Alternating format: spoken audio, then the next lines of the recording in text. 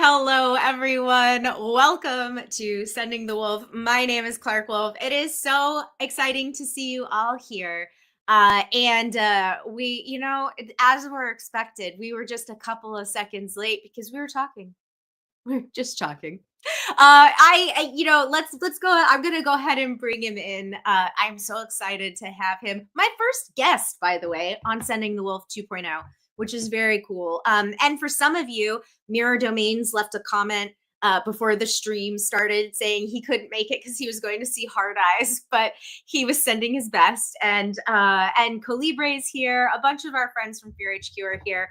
Because the one and only, Yogurt Garrel's here, Fear HQ reunion. Let's go. So let's bring him in. The one, the only, Delante, my dear, dear buddy, writer, director, performer, all around bestie, Dylan Guerra. There he is. Wow, good to be back. OMG. And you can't see, but I am wearing a Walking Dead t-shirt from our... Oh my God, I have that literal t-shirt. I should have put that on. What do they call it? Not merch drop, but like something like that. Whatever the is that they sent, and they called it a something drop. Do you know what I'm talking about? Yes. Was it a dead drop?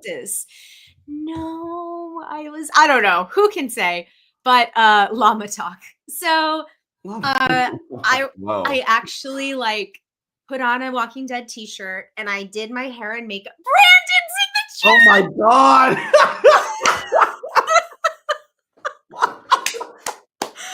Brandon! Oh, wow. no brick background. Wow. Sorry, Dylan. We're gonna have to let you go. Yeah, sorry. This is it for me, guys.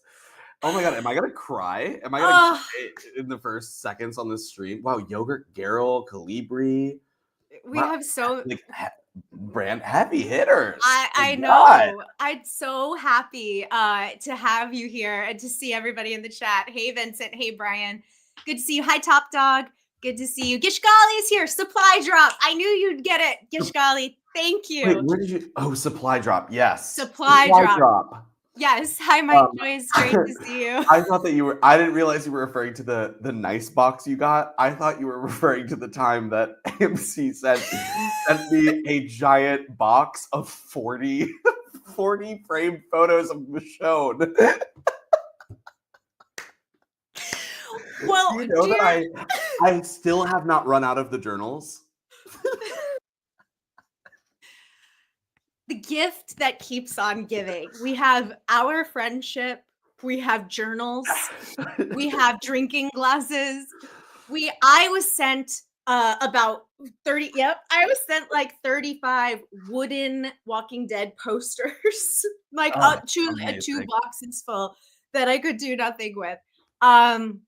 Oh my God. So for those of you who are in the chat who are not sure what the heck we're talking about, every now and again, somebody comes into chat and they're like, oh, Clarke, I miss you from Collider Movie Talk, or I miss you from Movie Talk. Where have you been?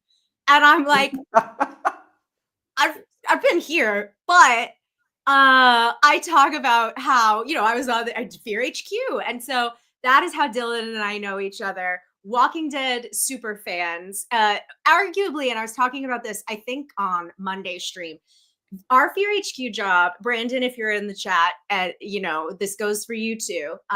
In all sincerity, our Fear HQ job was the best job I've ever had. It is. Sure. I mean, I love and I obviously love my DC Daily fam, but it was just I loved kind of just chatting nature of it. I loved it was such a fun time. So I'm so happy to have you here. I'm so happy to be here. I know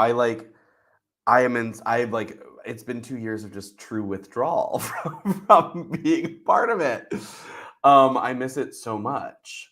And also we do Zooms together. We just don't televise. We just don't broadcast them. So in a way, it's Oh yeah, and we've made a movie together. And that actually, we did that. We made a movie together, an award-winning short film. Exactly. Uh, Oh my god, I wish my awards the plaque is in my other room. So I just picked mine up, and it's so it's right. I'm looking right at it on my shelf, and I thought of you. It was like so perfect. So yeah, everybody in chat, I'm so happy to see you. And Justin, thank oh you my for the god. compliment, because I specifically, this is how crazy I am. I specifically did my hair and makeup just like I used to do it every single time we would go on Fury. I was like, no, we've got to, and not a joke. I went to the hairstylist today to get my hair colored, and I was It like, you looks know what? good. Thank you. And I was like, you know what? Just give me February 2022. Like, just these are the pictures. Go back to what we've been doing. Just go back. This is what we're doing. And I so love that. Truly, it's like I just Blast, proceeded getting blast from the past. And truly. I prepared in the way that I normally do by power eating cookies, scrambling around my room, being like none of my tech is working. Yeah. This is relatable. I am normally very like, I'm usually sitting thanks to you, I was actually a professional and sat down like at a proper call time today, because the last couple of shows, and chat knows, I've told them, the last couple of shows, I'm like sitting down at truly like 2 minutes till live, like sitting down, getting everything opened, and then it says up top for me, it's time to go live. And I go, boop. So you're making me very professional, and I appreciate it. Oh, well, thank you. It's so fun to be here. Also, oh my God, Yushgali, I need Yes. to track down the Baby Duck saga videos. I need to track down. I actually like. I feel like Clarke, you're so good at like downloading the videos and making sure like you've sent me mine. Yes, I in fact, I still have to WeTransfer you. I have a whole folder for you of Oh, clips. thank you, because I need I need that. Um. Wow. I know it's crazy. It's so much. It's so crazy. And Well, I'm now like behind on all the Walking Dead shows. And a part of me is like, even though I love The Walking Dead, it's like so sad for me to go back. I could not I have a public know. platform to talk about it on. Every time I'm like, every time I start to watch one of them, I'm like, but it's not the same. Like what? But I feel Yeah, yeah. I'm such a brat. But okay, I'm not being a good host though. For the people who also Yogurt Girl, I saw you in the chat saying hashtag plant gang, and I Oh very my much God. appreciate. And Andrew Thomas, hello, and hi Xavier, great to see you guys. Okay, so and another Mr. Lizard, if I didn't say hi, hello. So I'm doing a terrible job of introducing you, Dylan. Would you Hi.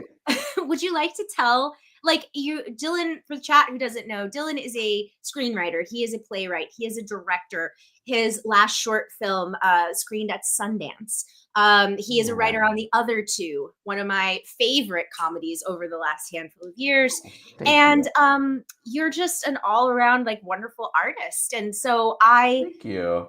as this show, so Sending the Wolf, pre-COVID, was Yeah. a podcast where I would have a guest and they would come on, and they would pick any movie off of the any AFI list. So it could be the top 100, it could be comedies, thrills, whatever. And we would talk about it. And then at the end, they would pick a movie that they would add to the list. And Oh, cool. so that was the podcast. And so I kind of like scaled it down, because I was doing the DC show, and I was like, it was a lot, I was producing it myself. And then we got into Fear HQ, and I was like, okay, I'm gonna reboot Sending the Wolf. And so now we're gearing more towards pop culture. We talk about all the things. We've talked Fun. about Justin Baldoni and Blake Lively. We have Mhm. talked about Oscars. We've Mhm. talked about TV. Like, we've talked about it all. So but I really want and this is brings me to you and why I think you're a wonderful guest. I really like sharing industry perspective as both Yeah. a fan, but also now somebody who's sort of like working in the space, So Yeah, totally. I'm so happy to have you here for a Thanks. myriad of reasons. Thank you. Yeah, I'm happy to be here for a bajillion million reasons. I mean, A, you're like my favorite person to talk to. um, B, you're also a really wonderful artist, and our like tastes are so similar. And we've done a lot since Fear HQ both together and separate, and it's like Yes. kind of fun to come back and sort of talk about pop culture and the like, the capital I industry of it all with you. And it's just like, it's like been a second, and the world is so different. I mean, the world is like so scary. Yeah. But- Well, Dylan, when we first so we did the show together for so many months, a year, and we had never met in person. yeah. And that was wild. But we, for chat, who maybe didn't tune in for the show, we were hired during COVID. Like the show itself and the Fear HQ channel on Twitch was ordered and organized and pre-prod, before COVID, and then COVID happened, and so everybody behind the scenes kind of shifted. But so since we started doing the show, yeah, a lot is different, I would say. So much is also like we went through the 2020 election together because that was when we got hired. Yeah, we absolutely It was like did. September of that year when their show started. So it's crazy. COVID, the whole deal. Yeah, but things are different. I mean, I guess some of the things that I think are fun, and it's also fun because I can talk about it. I can finally talk about some of these things. Yeah. I've been deep in. I feel like since Fear HQ, I've been deep in the trenches of development land, which I feel like. I think maybe just because I've been a little bit more chronically online than I usually am. I think it's so interesting. Seeing this is such a weird example I'm going to say, but when Wicked came out, a lot of people were giving notes for things for Wicked Part 2, and I'm like, it was already filmed. This has been going on for a really long time. Oh my god! And I'm however, everything just takes so long. I mean, some of the projects that I can talk about, I'm developing a television series right now with I'm developing 2 different television series. One I'm developing with A24, and it's based off a play of mine called Big Frog. And that's just been a wonderful process, but we've been developing it together for 3 years. It's a monster crime thriller. And I've been working with really wonderful people on it. But we dealt with the writer's strike, and then we dealt with finding when is the right time to take something out, because a lot of things are just and this is something that I've been learning a lot these last years, is so many, and I know this, so many things are lying in wait. You know what I mean? Yes. We're we're waiting for the right time or for something to be sort of in. And I have this other show called A Devouring that Natasha Lyonne is attached to direct. She's been developing it with me for a while, and we're with Temple Hill, who are the people that made Twilight.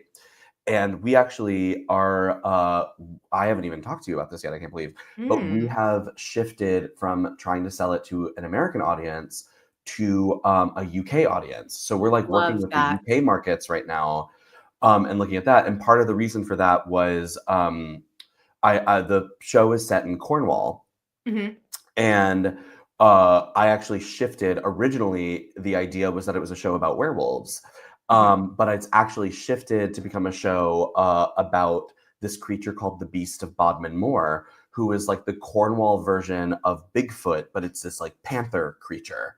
Ooh. Those are the details that I can go into, but it's been sort of interesting, is being and part of that decision, and I'll be transparent. I'm I hope none of the people I'm working with get mad at me, because I'm not sure I'm supposed to say this, but I'm whatever. I'm with Clarke. It's fun.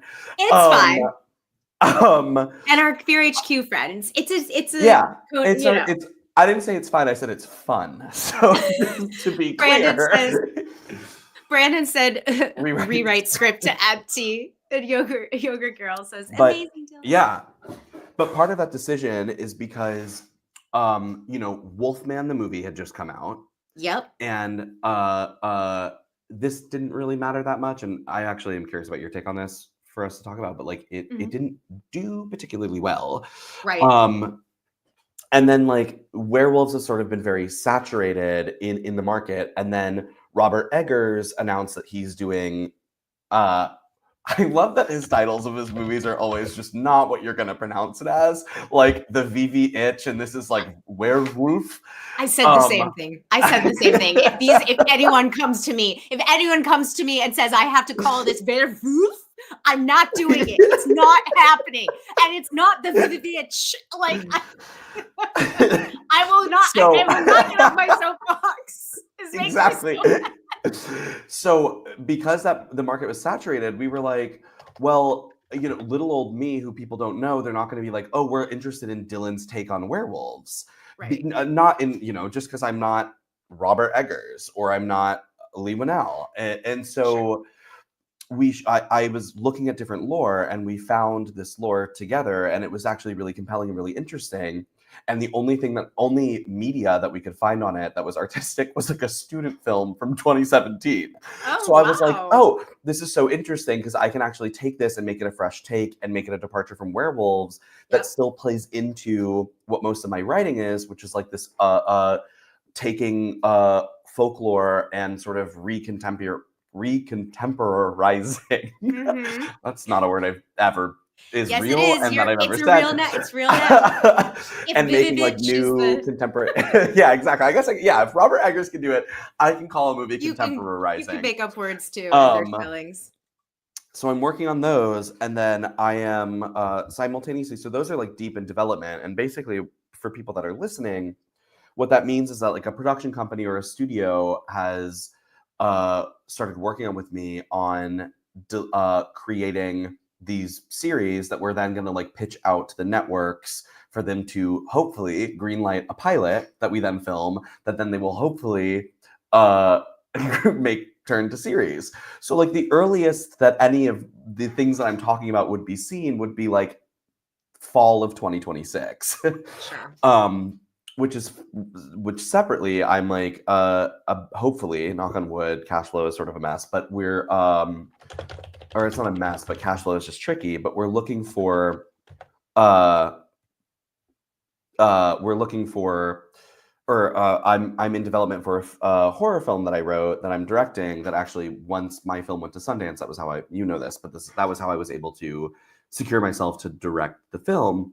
And we're shooting in Mexico City, hopefully by like late spring. Yes. And that hopefully will be out and be able to be watched by the Halloween season.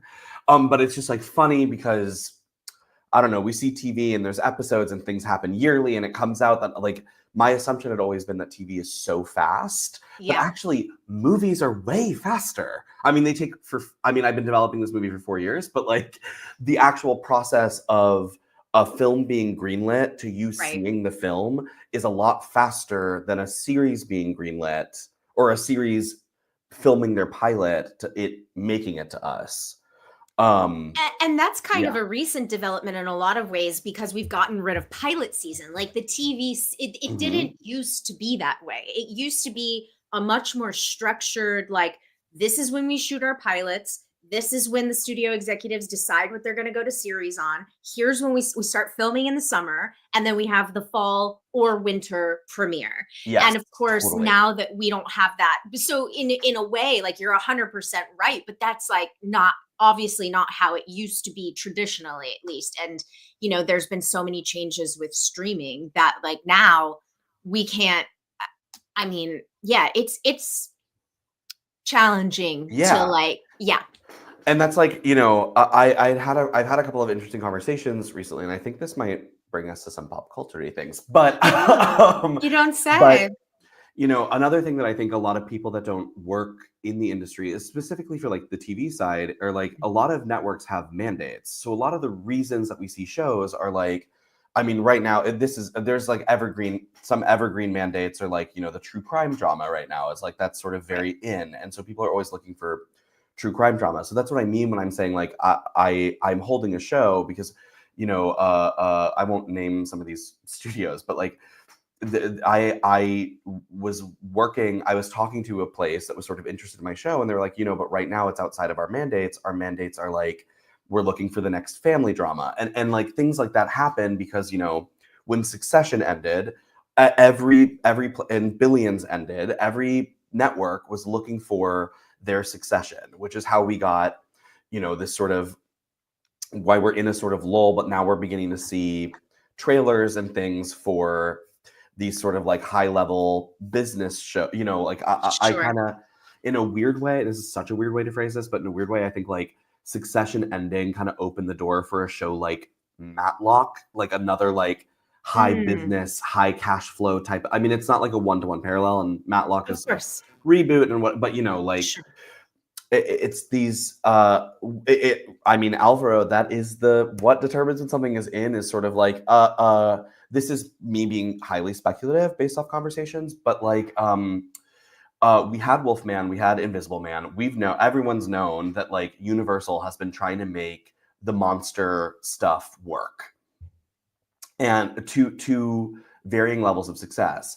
But I think, right, Universal Studios, like the theme park in Orlando, they're about to open Epic Universe, which has one of the most anticipated lands is the Monster Universe lands.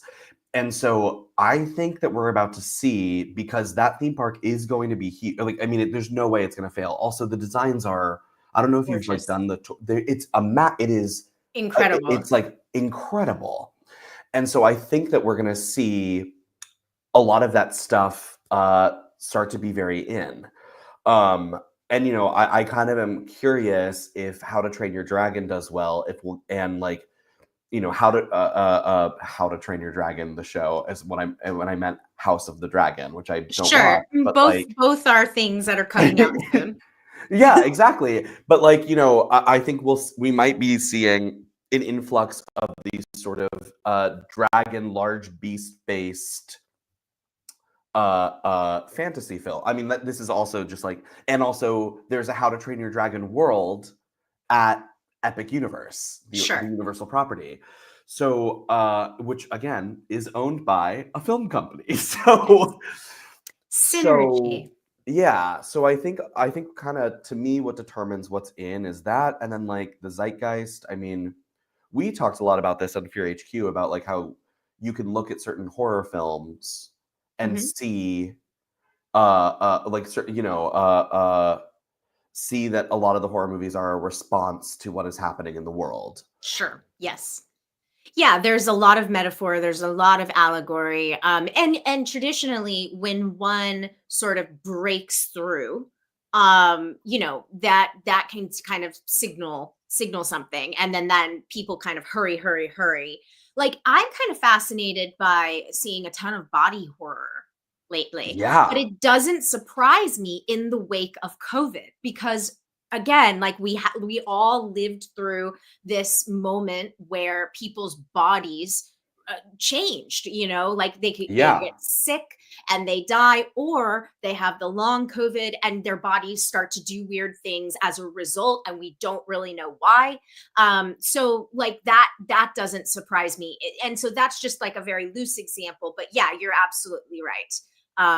For sure. Oh yeah, and Brandon brings up totally Frankenstein, with and also with the Universal monsters specifically. Like, now that James Wan and Atomic Monster are partnered with Blumhouse, we have Lee Cronin doing the Mummy movie, which, if you watched Evil Dead Rise, I can totally see this modern approach from an Evil Dead Rise to the Mummy. There's lore, there's incantations, there's people rising, there's somebody who's able to control these soldiers essentially, in a way. I mean, it all makes sense. And then meanwhile, chat knows, because I've talked about this, but like with James Wan being attached to do Creature from the Black Lagoon, basically what I think that is going to be like, how they canceled his Trench movie from Aquaman, like WB never actually made it. It's like, okay, cool. Well, I'm just going to go over here.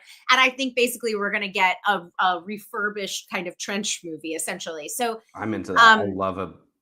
I love that concept. So I do too. And I think James also, at this point, like when it comes to horror, when it comes to franchises, he's clearly, doing things that I think audiences are responding to. But I see Brandon and chat also saying I feel like they were never confident in Wolfman, hence the January dump. And it's like, Totally. on the one hand, you know, January used to, like, Blumhouse kind of took over January and horror, and Totally, it wasn't 100%. necessarily a bad thing.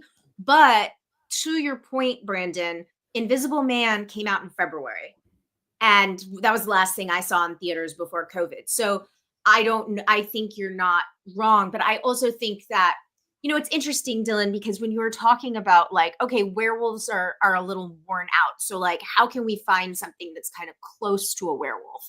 I think that that's kind of the key, because if I fault the Wolfman or Lee's Wolfman for anything, what I would say is it didn't deliver on any things that we know as Wolfman. There's no full moon. There's no transformation sequence. And I do respect and There's no acknowledge. transformation sequence? I didn't I see mean, it.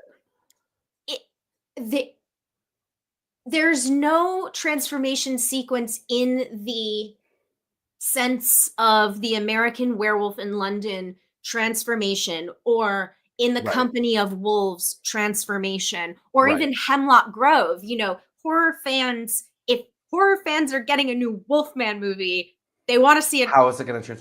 That's actually so Yes, funny. One of the biggest conversations that we've had in developing this show of mine is like, what does the transformation look like? And I actually am. I think an American Werewolf in London is it's my favorite werewolf transformation. of course, it's Just never the been like done the better. looking at the hand and it's stretching. It's just perfect.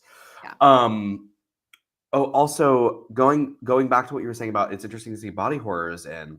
So the biggest sale at Sundance this year, I think it was they didn't announce exactly the amount, which is weird to me, but It it was a was light year at between Sundance this year. I it was think a that's light year at probably Sundance. why. But it was between 13 and 17 million. Is what they announced, and it was this movie Together with Alison Yes. Brie and Dave Franco, which is a body horror film. And last year, the biggest sale at Sundance was It's What's Inside, Hmm. which sold for 15 Body million, swap. and it's a body swap movie. So it's sort of interesting that the thing that, obviously the biggest horror film of last year, or the most critical darling horror film of last year, was The Substance, which I Exactly. think Yes. way exceeded everyone's. Um, yeah, I mean, I have some opinions about that movie, but Yeah. Same. um, but it is interesting that the things that are getting these critical acclaim and this big draw and the big money are, I mean, that's such an interesting thought that it is body horror as a response to COVID, even down to another thing that maybe, I mean, this is maybe me stretching, but Mm. the plot of Jurassic Park Rebirth is Hmm. that ScarJo and my husband have Yeah. to Mr. go Handsome to, yeah, have to go, and Marishal Ali, who is also my husband. is also handsome. We all sort of live on like a big farm, and I'm in my big flowing. I have one braid, and And a I'm in my big caftan. flowing skirt and a caftan. My moo. I'm out on my moo with Jonathan Bailey and Marshall Ali. But the plot is that they have to go into the dinosaur zone. I'm sorry, the dinosaur zone, which I think is called Jurassic Park. Oh, sure. Oh, sure. and, and I wonder if the movie would have sold as well. It Jurassic was called Park, colon, dinosaur zone. Dinosaur Zone, and they have to extract Yeah. DNA from 3 dinosaurs to find a cure for a disease, which is Also the just, plot. oh my Hi, god, hi, Stephanie. Also the Stephanie. plot of Deep Blue Sea. But which is a movie you and I both deeply love. deepest bluest. My head is like a shark's fin. Yeah, you know, I see chat chiming in on the you know, body horror convo. And I like your point, Brendan, about Wolfman is more about the slow infection. And that kind of also sort of goes along with our point. I just wish that Mm, the movie had committed to the infection thing, like, because we start by introducing an indigenous legend, right, about the, or you Mhm. haven't seen it, but there's a title card Yeah. that's like, it's about these, it's an indigenous legend, and it's the man in the woods, and like his face changes from a man to a wolf, or and so, okay, like if we're gonna go that way, then let's commit to the rules. How do we outsmart it? How do we, and so on. But we don't really commit that way. And then to Brandon's point, in the marketing materials and in the dialogue in the actual film, they really underline infection. And of course, Yeah. Lee is talking about The Fly as a huge like inspiration, which is of course cancerous, and like, what happens Yeah. to a body when it has cancer that is killing it. So I just wish that like it would have, but I think that what happened is, of course, like Wolfman, that the trajectory from like green light to actually hitting the theater, it hit so many different bumps in the road, different directors, Yeah. different writers. And Oh, so yeah. this Different is just to say cast. that, yeah, exactly. So I don't think that it could pivot in time to get to, Mhm. you know what I'm saying? No, that's interesting. It's yeah, and things like that happen, stuff like that happens all the time. Um, yeah, yeah.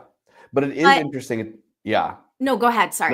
No. What were you gonna say? I'm more Well, I interested was in just what you're gonna like say like I like this in chat from Yogurt Girl. I never thought The Substance would get Oscar noms, but I'm so glad Demi did. And then Alan Smithy. I just put together this podcast name as a Pulp Fiction reference. Yes, it is. It sure is. Um, and Sam says, I love to see the movie like The Substance gets award recognition. CSH, hi again. It's a real reunion. Oh, Gishgali says Coralie was on Morning Joe this morning. Oh wow, it Whoa. was wild. Um, Would love some highlights. yes, seriously. But yeah, I just, Um, so continue, go ahead. no, that's actually what I was gonna say is like it is great to see, I feel like so wow, my brain just went to 300 bajillion million places. Okay, so it is interesting to see horror get this awards acclaim finally. Right. Which there was Get Out for screenplay, and then we've Sure. had a lot of really wonderful horror films that just haven't been taken seriously by the Academy. Yes. Um, but it's funny because a lot of people are like, horror is finally taken seriously, and I'm like, well, are we forgetting Rosemary's Baby, and are we forgetting The Exorcist? Yeah, exactly. Yeah. um, which are cornerstone, really important films. So I guess I am like, where along the way did that stop getting the respect Well, that it deserved? the Silence of the Lambs, a lot of people point to as well as like you can Mhm. consider it a horror movie, and it won the big five. But of course, it's not a horror movie, like a straight horror movie, which is fine. We talk about that all the time. Like genre Yeah, is a spectrum, and it's all inclusive. But I think where it kind of fell off is are the slasher films of the 1980s. yeah, Just totally overtaking and oversaturating the marketplace. And look, like I have great admiration for John Carpenter, Deborah Hill's Halloween. Sean Cunningham knew mhm, exactly what he was doing when he created Friday the 13th. And of yeah, course, Wes Craven, like I would argue, kind of took everything that had been the trope up until that point and then totally like reimagined it with Nightmare on Elm Street, right? But in the wake of that, you do get so much oversaturation, and not only in terms of slasher sequels, but in terms of like the gratuitous violence and the gratuitous nudity and stuff like yeah, that. And anybody who's watching here understands that we are horror fans, so I'm not here to like talk smack or like police exploitation films. But to answer the question, yeah, how did we go from Rosemary's Baby in the 60s? You've got Carrie, which got an Oscar nomination for Piper Laurie. You get mhm, The Exorcist, as you point out, Best Picture, along with so many others in the yeah. 70s. And then we hit the 1980s, and it is just like No, totally no more. gone. Yeah. Yeah, yeah. It's interesting, and I yeah, I Brian, Knight here saying a horror movie will win Best Picture within the next 5 to 7 years, and yeah, I would love to see that happen. Maybe it'll be mine. Would love for it to be mine. But yeah, I think also something that happened. Maybe this is more like in the aughts. I've been doing so. I had the flu, and the world's been bad. And I don't even think I told you this, but I watched 31 horror movies for Halloween that I hadn't seen before. Awesome.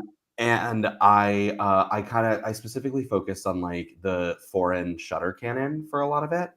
Right. Because I was just sort of like, what's going on? Like, what's going on in France? Right. And there was a movie. There were two movies, French films that both really blew me away. Uh-huh. Oh wow! I just totally segued. Hold on, let me table. Wow, it's been so long since I've No, go been with you ahead. chatting. It's just like everything I want to. But going back to the aughts, I think that once horror became a thing that was driving people to the theaters to be scared, and we had like the Final Destinations, and we had the Saws, and we had all of that, I think studios started trusting, like, we just got to pump these out. And again, I mean, I don't feel this way about Saw 1 or Saw 2, but when we get to like Saw 6, there's some turns. When you get to the sixth of anything, to be fair. Literally. Yeah. And so I'm like, I feel like a lot of studios started pumping things out without actually like taking a sec and giving it the actual thoughtful development processes that a lot of movies need and want. And so I'm excited. This is sort of going back to the James Wan and the Atomic Monster and the Blumhouse of it all. And something I really love about Blumhouse is that it feels like they actually are putting in a lot of methodical thinking and a lot of craft and care into the films that they make.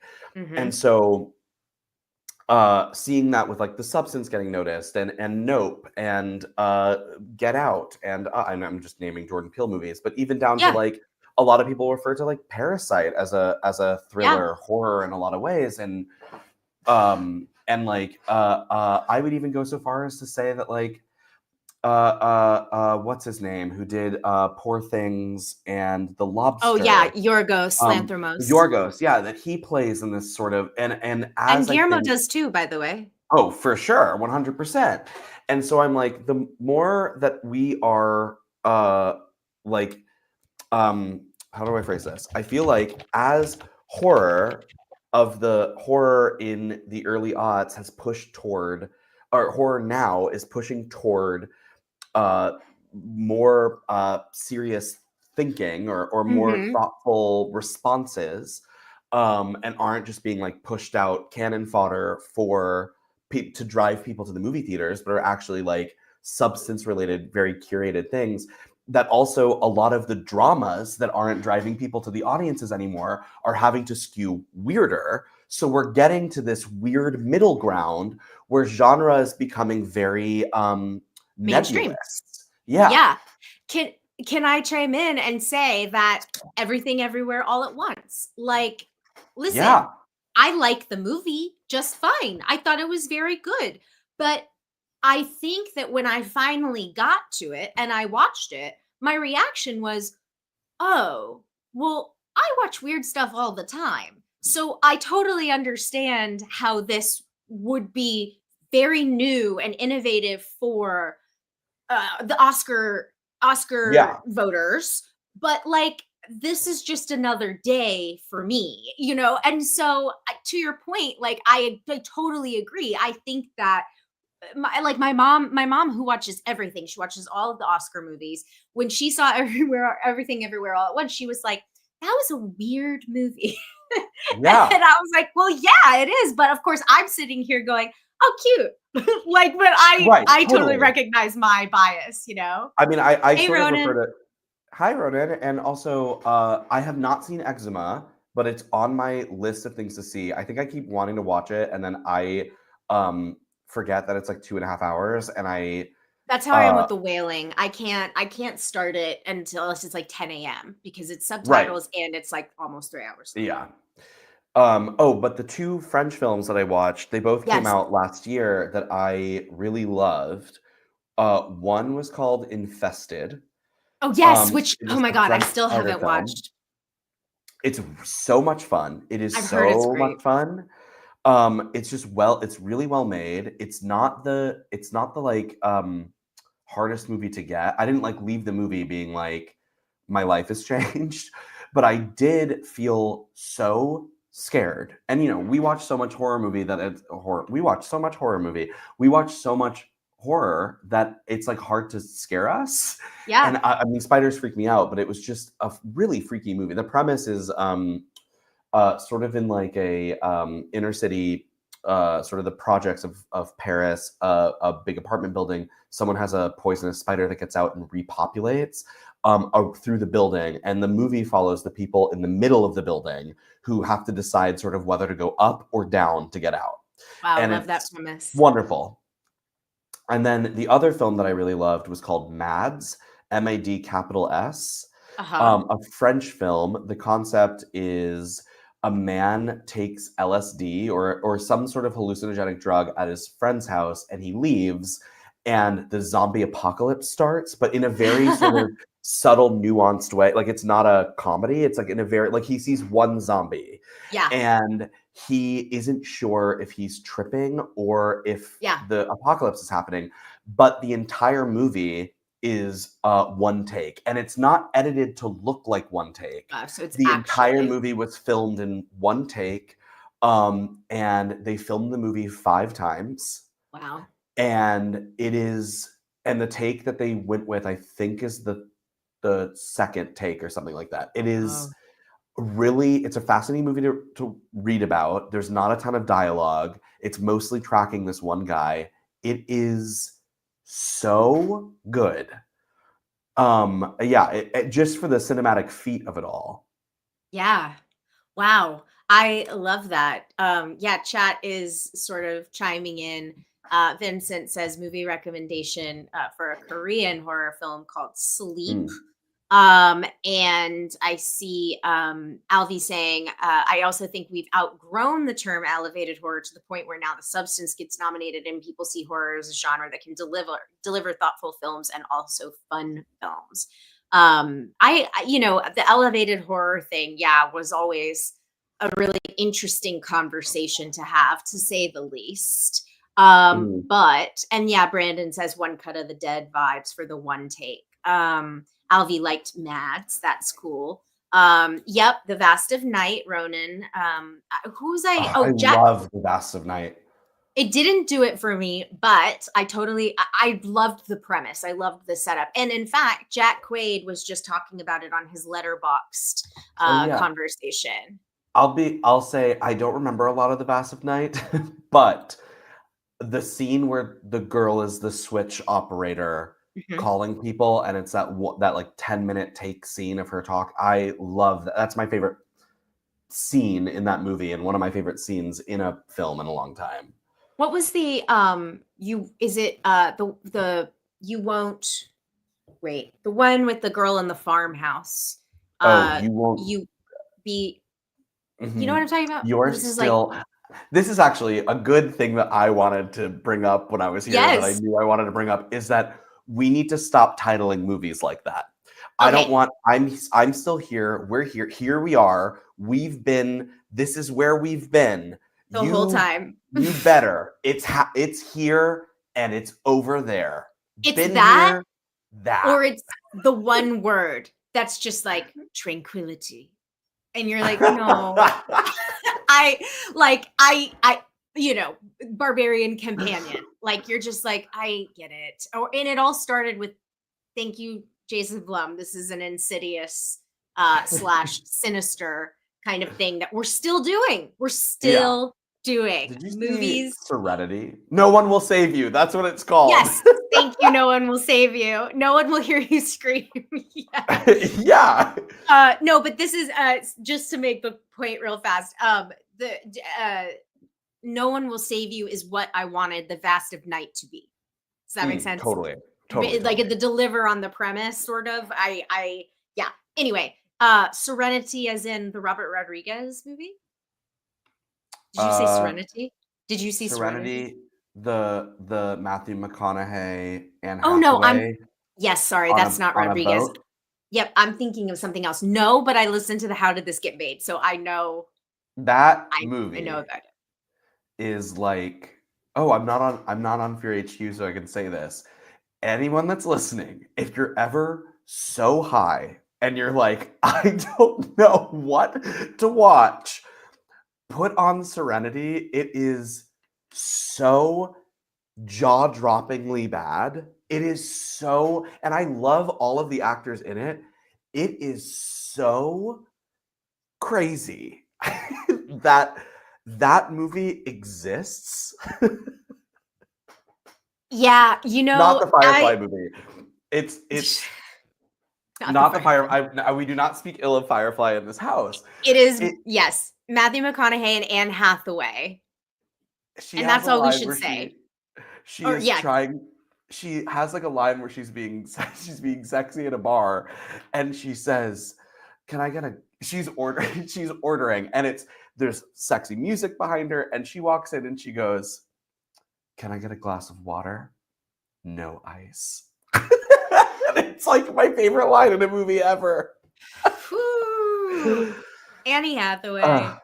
I just watched a clip from Robert Zemeckis' The Witches, and I went down a little rabbit hole, and I kind of was like, girl, who is picking your scripts for you? Like, what is going on? I know. I'm sure the chance to work with it was without spoiling anything, Serenity is a high concept film, you might say. And it was starring Matthew McConaughey, so I'm sure they all thought that it had the potential to be. But the main character in the movie is a kid. That's the other thing they don't tell you. that Anne Hathaway is like not really in the movie. the How Did This Get Made episode is a live one, and I believe Nick Kroll is the guest, and it is just outstanding. It's a really, really fun take on that movie. But yeah, I mean, listen, I think that I kind of actually wanted to go back real fast to what you were saying about the, like, okay, we're not doing a werewolf, but like what's something that's kind of comparable to that, and can it kind of like fulfill the same role or responsibility or like allegory or whatever. And I was thinking about Nosferatu, and like obviously Nosferatu is a movie that's been remade twice. It is Dracula. It is literally bootleg Dracula, right? It's Kirkland brand Dracula. But Clarke! No, it is. No. Historically, they could not get the rights to Bram Stoker's Dracula. Yes. Sorry, yes. So they had to be like, okay, this is like the off-brand, it's not the same thing. Don't sue us. And of course, they sued him. The Bram Stoker's widow sued Murnau. Anyway, but I'm bringing this up because Orlok in Eggers' movie is obviously a vampire, but it just felt slightly different. And of course, he's working off of this Romani mythology, this Romani lore. And so I think that my bigger point is just, I think that it's still a vampire, but it was different enough to where I think people were like, oh, don't feel like I've seen this 1 million times, or I feel like this is slightly different, but it's still a vampire, so I can follow the rules. Like, it's not Interview with the Vampire, Yes. Totally. That's basically my point, is I think audiences are receptive to a little bit of a spin on the ball. It's like, it doesn't have to be the thing I've seen 100 times, because audiences are not showing up for that. But if you put a little bit of flair in there, they'll go, okay, I'll watch this. Totally. And and I agree with that. And talking about Eggers just like a little bit, but like the thing, the Nosferatu, the sequence where going up to the castle is like some of my favorite filmmaking of the year. It's stunning. And it's stunning. And he love him or hate him, he knows how to make things look beautiful. Yeah. What I find sort of interesting about him as a filmmaker is it's evident in The Witch, it's evident in The Lighthouse, it's evident obviously in The Northman, and in Nosferatu. Kind of what you're saying is like his twist on Nosferatu to me is that he cares deeply about historical accuracy. and the like bringing in the Romani stuff, which to me was the thing that he was not reinventing, but like the thing that watching it, I was like, what he is most interested in is that. Yes. That is what that was sort of what I left that movie with.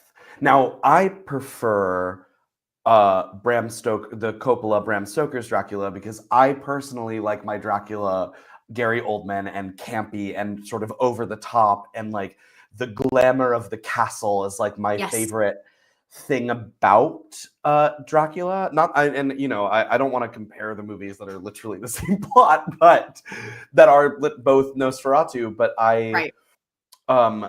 it was a fun experience. Also, I did see it just like so high. But Bram Stoker's Dracula or Nosferatu? No. Well, I think both, but I've seen Bram Stoker's Dracula many times. Okay. I was about to say that would be fun to watch. Nosferatu I saw in theaters with one of my best friends. That's right. I got some really great voice memos from you after that, which are some of my favorite, but I didn't disagree with your assessment at all. My other favorite choice is how slow he talks in that movie. He does talk so slow. Listen, he's old, okay? It just takes him a little bit of it takes a second to get it out. Yeah, no, I feel you, but I love that. I think there's a lot of room in horror to put your spin on the ball. Frankly, like all the scripts I've ever written have been movies that you've seen, I've seen this before, but I had never seen it from a perspective that I could offer, right? And I think honestly, like that's sort of that is the sweet spot. I think I've either never seen this before and it's blowing my mind, or oh yeah, I've seen this before, but not like that, Yeah. To 100%. Which I don't know why I keep coming back to Jurassic Park, but it's another thing that makes me excited about. So I love the first Jurassic Park. I'm also a Lost World apologist. Okay. But the Jurassic World, have you seen any of the Jurassic World movies? All of them? None of them? I saw the first one. Okay. The first one, it's fun. It's sort of like, welcome back to the franchise. We're doing this after years. It kind of is. It's a little more theme parky. It kind of is what it is. The other two kind of don't work for me. I actually didn't even finish watching Jurassic World Dominion. We're back, or whatever. The one that has my favorite person, Laura Dern. No, the most recent one that came out. Oh, okay. The third one. Got it. Jurassic World. Yes. Oh, yes. I know what you're talking about. And the cast came back. Jurassic World Endgame is what I just said. Jurassic World Endgame. Infinity War. Honestly. Jurassic World War, Rise of the Silver Surfer. Dominion. Thank you, Steve. But the movies started being about like in the last one, there's a girl who is half dinosaur DNA, and I'm like, yes, I have heard of this. Care about this? Like, I don't even mean I don't come to the Jurassic Park franchise to watch a girl be like, I'm half dinosaur. That's not what I am there for. And this movie, it being so just, we got to go into the park and get the thing. I'm like, I'm going to put my money on that I think this movie is going to be, it's going to do really well. It's going to outperform the others. And I think that it's going to be the most critically well received of the new franchise. Well, should we watch the trailer? Yeah. Oh my God, I'm down to watch. I haven't seen the trailer yet, and I chat knows that much like Brandon, I much like we used to do in our Fearcast days. I don't watch anything before we go live because I want to experience it. Oh, we can put it up here. Oh wow, cool. Yeah. You're like a professional tech person. Listen, Clarke. Yeah, how the turns have tabled. sure. They truly, if they could see me now. Yeah, that's me. By the way, Bwin, Kong Skull Island is by far like I unabashedly love that movie, and I wish we could have more movies like that. Oh no, Oh, I don't it's know how. so good. It's so good. It's so good. It hits all the right beats. Like it's like it's You know perfect. what I just rewatched? What? Peter Jackson's King Kong, Ooh, how was that which experience for you? I mean, I think I saw that movie in theaters like 4 times because Wow. I was what? It came out in what? 2005? Something. I don't know. I don't 2005? remember. So I was like Post Lord of the Rings. So yeah, 13? around I there. was like 13, 14. I was like, this is so everything I wanted to be. And I'm rewatching it. And I'm like, once they left Skull Island. Oh, I'm gone. Oh, Uh-huh. I'm back. No, Once I'm they just left, I'm playing around. Keep going. why? I'm just playing around. Once they left Skull Island, I was like, oh, I'm so out. I'm so not here for this crazy movie. Right. Um, Yeah, I never cared for Peter Jackson's King Kong. And the I can worms that just eat Andy Circus is fun. I oh my agree with god. that. And when Adrian Brody kicks a dino in the face, that was awesome. Really loved Oh that yeah. part. That was great. All right, let's watch this trailer for It's Jurassic when she World. It's when she performs a full vaudeville routine for King Kong and he gets horny for her. You That's know, really when the movie turns. listen, I'm just going to go ahead and say that I understand that there is a generation of filmmakers like Guillermo del Toro, like Peter Jackson, who were like, no, no, no. But what if the lady, I'm just going to, excuse me, I'm going to say a naughty word. What if the lady fucked the monster? Ah? Ah?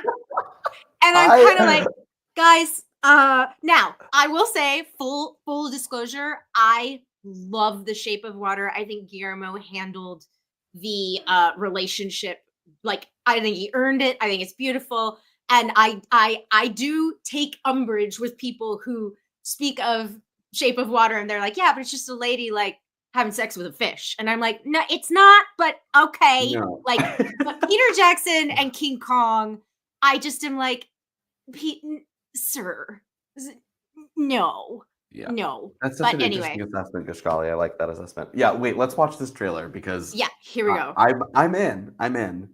Yes. Okay, I'm here we in go. and yeah. This trailer has been endorsed by Dylan. Dr. Henry Loomis, this is Zora Bennett, our mission specialist. Sorry, what mission? Yeah, we love This Jonathan would be a Bailey. medical breakthrough that could save countless lives. And she's It Billy comes from Loomis's the largest daughter. food source on the planet. Oh my God. Fortunately for us, all He really these got species around as a exist teen. in one isolated place. Can you be ready tomorrow? I can guarantee your safety. I mean, more or less. More or less? Oh, he's so cute. He is cute. He's real cute. He's your guy? We're the best at moving things and people in and out of places they shouldn't be. Move up towards Barbados, avoid government patrol, but there aren't that many anymore. Why's that? No one's dumb enough to go where we're going. This I've island gotta is a say- research facility. All right, I'm gonna pause real fast. I've got to say, the tone here is already like exactly what it should be. Yes, know, like- yes, like- exactly. I think the reason that I mean, I really like again, as Gishgali joked, hi Nicholas. As Gishgali Hi. joked, like we're not allowed to say naughty, mean things about movies here. But I try to make it a point to say, like, look, I try not to talk poorly about a movie or a television show because it's so hard to make a movie or a TV show, right? Okay. I really did not like Colin Trevorrow's Jurassic World. Mhm. I do agree with the assessment that it is a mean movie. And now I'm not Yes. mad at a mean movie. Okay. I have a really good tolerance for that. What I took issue with was it's a return to Jurassic Park. oh, Yes. remember Jurassic Park? Remember Steven Spielberg? Like, it's member berries. Clarke! And yet, it's true. And yet, it is nothing like that. There is no Yeah. wonder. It is so cynical. It is so nasty. It's mean. Now, if they had sold me that movie, great. But that's what made me mad. So, I just wanted to Yeah. interject here that No. this trailer is exactly what this teaser needs to be. Yeah, I also need to say something. I need to respond to Gishgali's comment that Please. says, "Sorry, Dylan, but they did your husband dirty here. It is always cringe when they make hot guys pretend to be nerds." And I just want to say that nerds are hot guys. Sorry about it. It's sort of like a chicken and egg thing. Which came first, the nerd or the hot? Hot take. Hot take. Because I don't find not nerds hot. Do you know what I mean? Oh, You gotta yeah. be a nerd. If you gotta be a nerd for me to find you hot. I've dated a lot of nerds, and I got to tell you, they're a mixed bag. But, Well, for sure. but you know, Not every nerd is hot, but to me, every hot is a nerd. every hot is a nerd. Every hot is a nerd.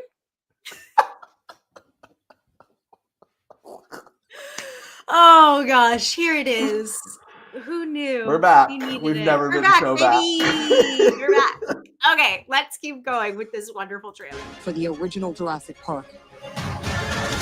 We need DNA from the 3 biggest dinosaurs. Do we have to get a sample from an egg? I suppose we could try and get it from the parent, but they're a flying carnivore the size of an F-16. Why Maybe couldn't we should make it quick. it?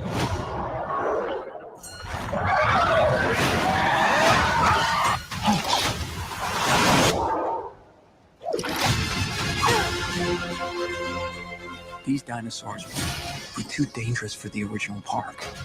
Please don't say they're raptors. They're raptors.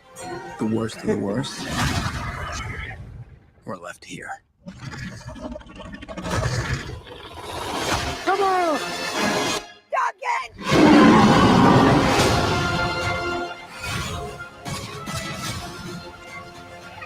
We put ourselves in a place we don't belong. Survival is a long shot. What the hell are those? They're helping the mosasaur defend territory, stalk, hunt. None of what you just said is good.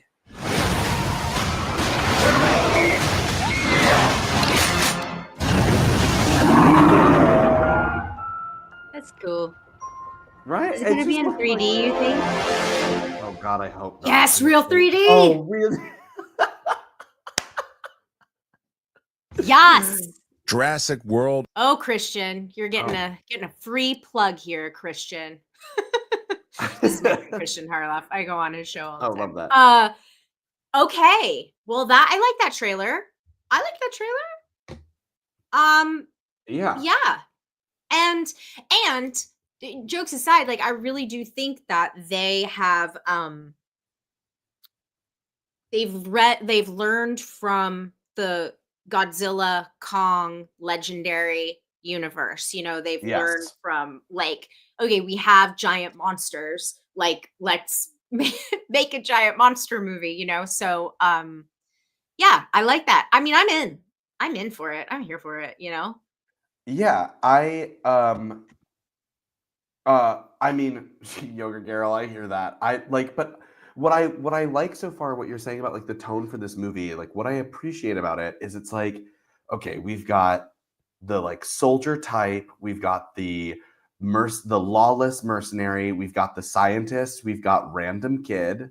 Yeah. You know, like we've got like the water dinos, we got to get something from an egg. Like it just feels like it has It has of a the mission. making- Yeah. Yeah, it has a mission. Like I'm just sort of like I buy it. Like I buy this movie. Mhm. Also, I was going through the YouTube comments, which I unless I'm on a live stream, I never look at YouTube comments because you know, famously, especially for franchises, I feel like a lot of the comments are frequently like toxic.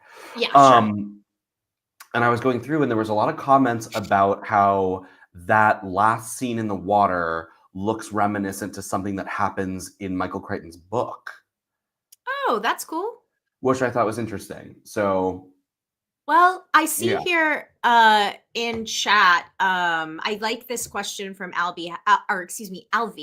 Well, first of all, I I like Top Dog's comment where he says, or they say, no one's dumb enough to go where we're going, proceeds to bring children. Yeah. You're like, yeah, what? Exactly. But also, so Alvi says, how do you feel about Gareth Edwards directing this? Now, I did say in the past, I'm not a huge Gareth Edwards fan. It's not that I think he's not a good filmmaker. It's that I just don't like his movies. That's okay. I will say, though, one thing that I don't enjoy about a lot of his movies is that he does get hired to make a lot of monster movies because he made a movie called Monsters. Yes. And spoiler alert, you like basically never see the monsters, which I don't like. And same with his Godzilla movie. I didn't like that Godzilla was like a background player in the new Godzilla movie. So this is to say that this trailer is showing me a lot of monsters. So I already am like feeling more enthusiastic. Yeah. But do you have thoughts on that? No, I like Gareth Edwards generally. I mean, I didn't see like the creator. I'm not like the most well versed in him. Sure. Rogue One is my favorite of the new Star Wars films. Okay. Wow. Great. No, No, I'm just like, good to know. Great to know. Good information is all. I like that one because I like to me, Rogue One came out at a time when like all of the movies that were coming out that were franchises were in their like dark phase. Like, look how dark we can make this movie. And Rogue One, I thought, managed to be tonally like actually like pretty like spoiler alert, but like how like everyone dies in the movie pretty much. Sure. Well, which I thought was just like a really and I thought that was like a really bleak sort of crazy ending, but like. Tonally, I didn't feel like that movie was devastating, and I felt like it righted on a lot of the things that I find fun in Star Wars. So like that's why I was in on that movie. It also was like the first departure film that I felt like work, because like Solo didn't really quite work for me. I don't remember what the other one was. There's another departure one that I was like, what is this? Oh yeah. I don't know. And I don't keep up with the this is Stephanie, this is a thing. It's so weird to call you Stephanie. I'm like, shouldn't I be calling you Daika? I know. I started Andor and I really liked it, and then other things needed to happen in my life and I wasn't watching it. And I need to start it again, but it just means like I have to start the whole thing over, and I just haven't gotten to that. I haven't gotten that to that point for me. Yeah, that's fair. The series are not for me. I haven't enjoyed any. Like, I don't love Mandalorian. I don't. No, the thing that I like about Mandalorian is like you watching it from the perspective of like the volume, like being like, whoa, the effects here are crazy. Oh yeah, I mean, it is a technically marvelous show for sure. And look, fans seem to love it. Like, fans seem to have a real appreciation for it. So I just didn't, I just didn't, it just wasn't for me, which is, again, okay. Not everything has to be for me, I think it does, Clarke. Why is it not for me? Yeah, I wish more people would just accept that not everything is for them. Truly. I know. What else? What else? So, yeah, go ahead. No, you go. You go. Nope. No, what were you going to say? I wasn't going to say anything. Nothing? Okay. Nothing. Well, what I was going to say is you were speaking earlier about how you kind of went on a deep dive, like a Shudder Europe kind of deep dive. And Oddity is one that you and I both really, really liked. And there is some news. Yes. There's some really cool, interesting news here. And that is the director of Oddity is going to make a movie called Hokum. Now, by the way, Hokum I can get behind because like hopefully it has something to do with the actual story. And I know that Oddity, because the main woman runs an oddity shop, like technically that's fine. But like this is an example. Oddity is an example of an insidious, barbarian, weird one-word title where I'm just like, guys, could you please like come up with a little bit of a more like creative name for this one? I just kind of was like, whatever. But the movie is amazing and I love the movie. Yeah. I thought Oddity, what I loved about it, what I loved about it is it simultaneously felt fresh and also I was able to follow it. Yes. Like, it felt familiar, but it felt so Yes. fresh and new. It's also Irish, and I think Mhm. I feel like when we talk a lot about like across films across the pond, we kind of Yep. lose a lot of Irish filmmaking in that mix. And I find, I'm a big like Martin McDonagh fan. Like I find a lot of the sensibilities in Irish filmmaking and Irish storytelling to be very fascinating. So I was all in on Oddity. I also thought the production design of Oddity was gorgeous. Agreed. Like there are some shots in Oddity that I just think are like I wrote them down for my like visual references, like I really, really, really liked this movie. And exactly what you're saying, like I knew exactly where the movie was going, but I never felt bored. I always felt like compelled and interested to keep going for sure. Yeah, Um so he is going to be making a movie with Adam Scott, which I thought was so cool. love that. So, and he's also, I forgot to mention. So, chat, when I last saw you, I was supposed to go see the monkey. We got turned away from the event No. where we were supposed to see the monkey because they What? overbooked it. Yes. And like I literally showed up to the event, hair and makeup done. Like the girl who I was her plus one, she wasn't there yet. And there were like 20 people standing out in front of the event and I was like, oh great, I came all the way out here for nothing. So this is to say, chat, I did not see the monkey. Anyway, It's Adam so Scott's in the sad. monkey. I know, it was sad, it was very sad for me. Anyway, also Alvi chimes in, have you seen the director's first film Caveat? It's so good and has very good scares. And I haven't. I haven't either. And I remember when we talked about Oddity on our like best of 2024 show here on the YouTube channel, somebody else mentioned that. And Bwin says, do you think he will continue his cursed object universe thing with this? Which I think is a good question. Let's read on. So Adam Scott is going to star in Damien McCarthy's new film, which goes into production in Ireland later this month. The supernatural horror film. Scott plays a horror novelist who visits a remote Irish inn to spread his parents' ashes, unaware that the place is rumored to be haunted by a witch. So already I'm noticing opportunity for talisman and cursed objects for sure. The film has some great horror pedigree producing too, with producers including Spooky Pictures founders Roy Lee. Roy is attached to I Swear Everything, and Steven Schneider, and so on and so on and so on. So they say Schneider tells Variety, with Damien's first fresh and unique approach behind the camera and the amazing Adam Scott bringing his talent to the lead role, Hokum is shaping up to be something truly special. It's always a pleasure working with this team. They share a passion for bold, boundary-pushing storytelling. We can't wait for the audience to experience what we've created together. I actually want to Google define Hokum, because I do feel like this is sort of a trite, sentimental, or unrealistic situations in dialogue in a movie, play, or piece of writing. That's Example, so classic exciting to me. B-movie Hokum. It's kind of fun. Yeah. I wonder if that's like a little clue. Yeah, out and out nonsense. Elements of low comedy introduced into a play. Oh, that makes me really excited about this filmmaker and the Adam Scott of it all. Yep, absolutely. And finally, sentimental matter of an elementary or stereotyped kind introduced into a play or the like. That tells me that the premise seems very simple, and yet I bet maybe he hated his parents. Like, you know what I mean? Like, there's Yeah, something. totally. I Well, think that's there's a clue. that's what's fun about Oddity too. Oh yeah, absolutely.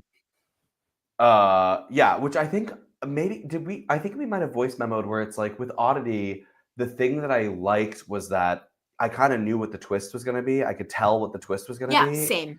but I did not care, and I also felt like the movie didn't care. Yeah, Like the movie exactly. didn't hinge, which I think makes a good twist, is when the movie Yes. doesn't hinge on working or not, on whether or not the twist is surprising, but the Yes. twist fundamentally changes the path of the character. Yeah, for sure. And I think it shows a confidence in the filmmaking to say, like, I don't actually have to surprise you with something like in terms of like, oh, a big twist. It's like, no, I'm taking you on a ride, and the tension is going to build and build and build until the Yeah. moment, and you're still going to be compelled and interested by it. Yeah, and also, I think we might have talked about this before, but like I'm generally pretty allergic in films and in any sort of media. I don't like a twist that the whole function of the twist is to sort of tell the audience like, gotcha. Agreed. Because I feel like, well, why didn't you tell me that story? I think that story is probably more interesting anyway. And Yeah. I would have rather heard that narrative than for you to make me believe I was watching one thing Yes. and then twist me just to make me feel upset. Yes. And I don't mean like a movie like The Others, where the twist Mhm. actually recontextualizes the whole movie and is a true gut punch and important because she is realizing the twist. Yes. And could I add, and I would be curious because you are definitely more literary than I. How do you feel? Because I've always felt like The Others or even The Sixth Sense, these are reveals. Yeah. There's a difference to me in terms of being an audience member. There's a difference between a reveal and a twist, like surprise, gotcha, Yes, 100%. And I love when a movie is like twisty, like Sure. this is a French film that if you're a horror lover, I put this on the spectrum of like it's got to be hardcore, and that I know movie what is you gotta say. Martyrs. Okay, that's not what I thought you were gonna say. Wait, you think I was gonna say Titan? I thought you were gonna say High Tension. Oh no, I actually don't know High Tension. Oh, you should watch it. Oh, okay, I will. Yeah, it's But- Alex Aja's breakthrough. No, it's not. Oh, cool. Oh, Yes, it is. this is High Tension. It is. I'm gonna go with it is, but I'm gonna look it up. What's it called? Martyrs is a movie that I would refer to as twisty, where every act there's some sort of big twist that happens that refocuses the movie. And I think it works in that because the movie isn't like we're building up to this random twist that's going to happen. Instead, it's something that is constant. The movie is constantly trying to throw you off by consistently bombarding you with twists. And I mean, that's a style. And, Right. and I don't feel played as an audience member. I'm like, okay, this director is trying to keep me very destabilized the entire time. Yep. Yeah, for sure. Yeah. For sure. Yeah. Hi, Kate. Good to see you. Hi. We're so happy to have you here. Yes, and confirming it is Alex Aja. You, Dylan, should, if you're on a French kick, and High Tension is has a queer lead. Love that. Definitely, it is Alex Aja's breakthrough film that sort of Oh, launched cool. him. You should definitely watch it, but much like The Descent, know as little as possible going in. Just watch it. Ugh, I love The Descent so much. It's the best. It's the best. Yeah. So I love this idea though. I love I'm all in on this on Damien, the director of Oddity. I'm like all in on it for sure. Yeah. So okay. Let me actually also throw something by you and see how you feel. Yeah. Which is the Buffy news. So Sarah Michelle Gellar released a statement. I know. And I think we've talked a little bit about Buffy. Like it wasn't a big one for you, right? No, I think I've seen the first season of Buffy a long time ago, and then I've seen random like Buffy things. Mm-hmm. And I really love Sarah Michelle Gellar Yeah. generally. Yeah. And I love that Buffy exists. It's actually been on my list of things to go into. It's just like there's so many it's just so daunting that I'm like I haven't done it, but I am all in on this happening. Yes, we talked about this actually on Monday's show when like the announcement Mm. kind of came out, or like the trades, kind of addressed the information. And I said the exact same, like I was a Buffy person. How I am a Buffy person. However, if somebody came to me today and they were like, well, I want to watch Buffy, but it's 7 seasons and it's 22 episodes and each one is an hour long. Yeah. And and it's a monster of the week, but it's serialized. Like that's a lot to hook into. Yeah. I would tell them to start actually with season 4, where Buffy Oh. goes to college. And I would give them the Cliff's Notes on Angel, because I think it's not hard to understand. His first love, and he's a vampire. That's all you need to know. Yeah. But the reason I say that is because I do think seasons 4 through 7, and admittedly, this is when the show gets much darker. And so there are a lot of fans who are like, no, this is not my Buffy, or they think that what I'm saying is blasphemous. But I just think in terms of what has aged and like what the contributions to pop culture and like the Yeah. acting and the weight of the drama in seasons 1 through 3 is very teen YA oriented. And then some of the stuff in 4 through 7 is just not messing around. You know what I'm saying? Yeah, totally. But then what I would say is if you like seasons 4 through 7, you will be so in love with the show that you will want to go through season 1 through 3, Hmm. and you will not feel the age, if that makes sense. Like, Totally. that is what I'm more trying to like warn people about, or not warn people, but like I want them to have the best experience possible. And if you're in love with the world and you're in love with the characters, I think going back and experiencing the early stuff that feels more YA, that feels more, WB is like the way to consume today. Oh, that's fun. That's interesting to know. I know. Yeah. But I what I like about Sarah Michelle Gellar, other than that, like her way of, I feel like she's always sort of been one of those people that just sort of like has her finger to the pulse of culture and Yeah, like actually like it is very artful and cares deeply about the things she's been part of. Like she sort of Yeah. feels to me like a very gold standard of like what someone who belongs to a franchise should be like. agreed. And Yeah. so I found this message very sort of like, I trust her. Do Yes. you know what I mean? Yeah. And I honestly think it's a very like polite or classy way to say, I'm not doing this for the money. Like, Yeah. Yeah. we're so cynical. Everyone who consumes pop culture right now is so cynical that I think that and there are so many reboots and reimaginings and we're getting the gang back together again. Yeah. And I think it could be so easy to be like, ugh, they're rebooting Buffy and like with my favorite show. And but I loved what she said, because as you meet your gold standard, like I think this is a really classy, powerful way to say, I understand what this character means to pop culture and to so many people. And Yeah. I wouldn't just do this with or for anyone. Yeah. I'm looking here and I love that she says like, I did shock myself by agreeing to continue the conversation. And Yeah.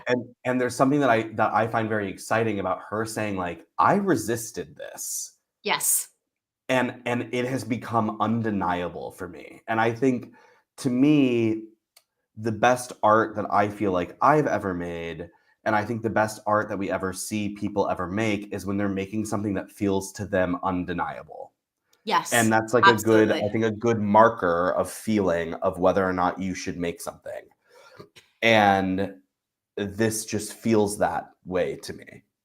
Yeah. And I also, so this might be a little bit of a hot take. So Yeah. let's get ready. Are you ready? I'm ready. So here's the thing. there's a lot of nuance to the conversation about separating art from artist. And especially now that we all live our lives so publicly, Yeah.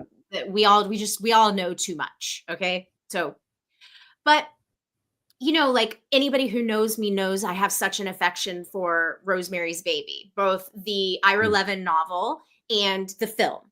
And I've gotten in the past some flack, like, how can you even talk about Rosemary's Baby because of Roman Polanski, right?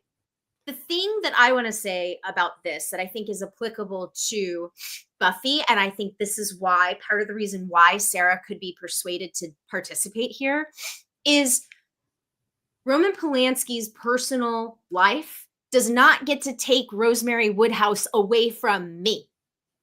To Yeah. me, this is a heroine, this is a fighter, this is a powerful, important woman, not only in horror, but in cinema and literary as well. So I have decided that I love Rosemary Woodhouse. I don't have you know what I mean? That affection is not tied Yeah. to him.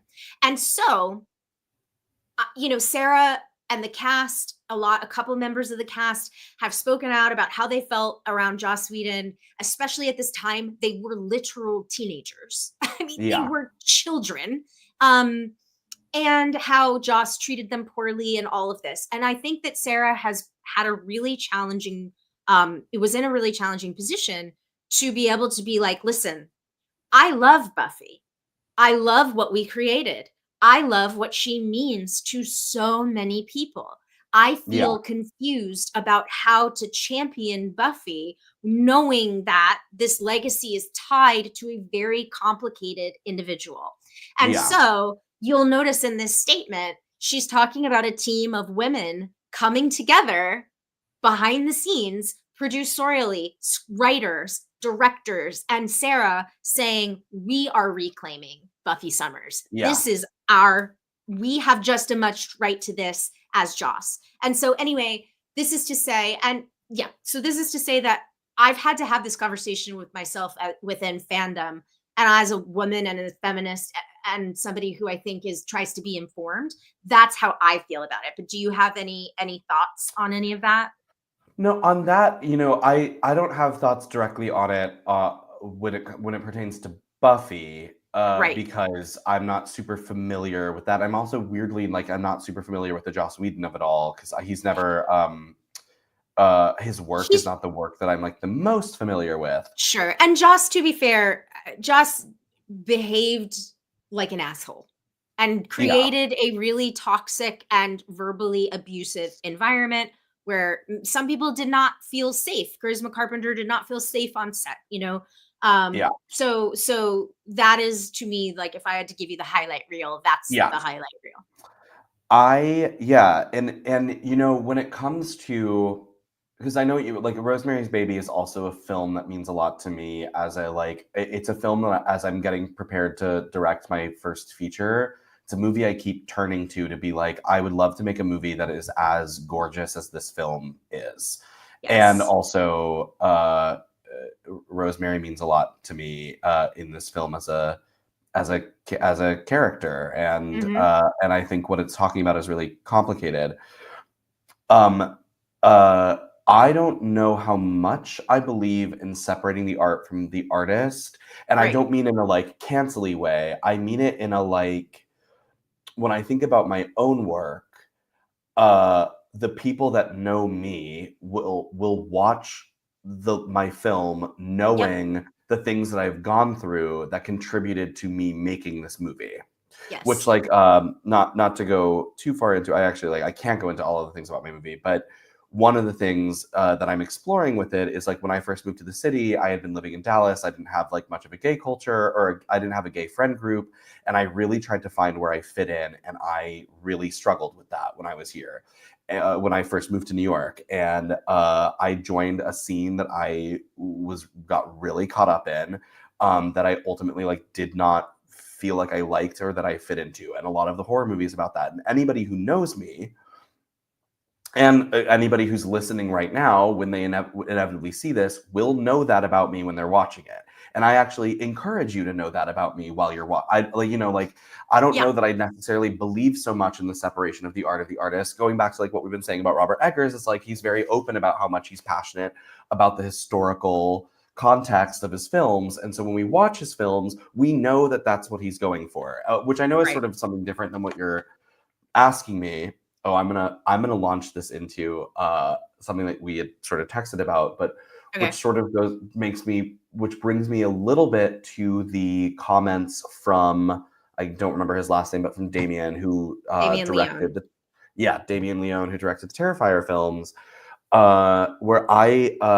who said, you know, like, I'm not making a political movie, I'm not doing this. I'm sort of like, I don't think that we actually really get to dictate what's political or not, especially in Right. like today's climate.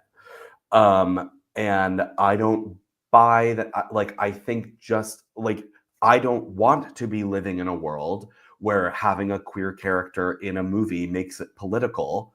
But Exactly. that is what it is right now. That is the world that we live in. And so, yeah, I mean, I'm curious about your thoughts on that as well, of course. And so, like, you know, all of this to just say that, like, art is like a big swamp soup thing that has Yeah. like so many, you know, you know, like, you won't catch me contributing any money to buying the new Harry Potter video games, Right. or spending money on any Harry Potter merchandise, even though Harry Potter is like the core framework of the thing that made me an artist now. But that's because I don't want to contribute to J.K. Rowling, because I think that she is instigating violence against trans people. Right. But I will always love Harry Potter, and it's hard. It's Exactly. hard for me to reconcile that, and it will always mean something to me. But I don't know what the harm is in loving a thing if I'm not actively contributing to it on a financial or in a helpful level. You know, like, I'm not doing any of that. Yes. I'm holding it for me. Yeah, I feel similarly. Like, I don't do the separate the art from the artist thing either.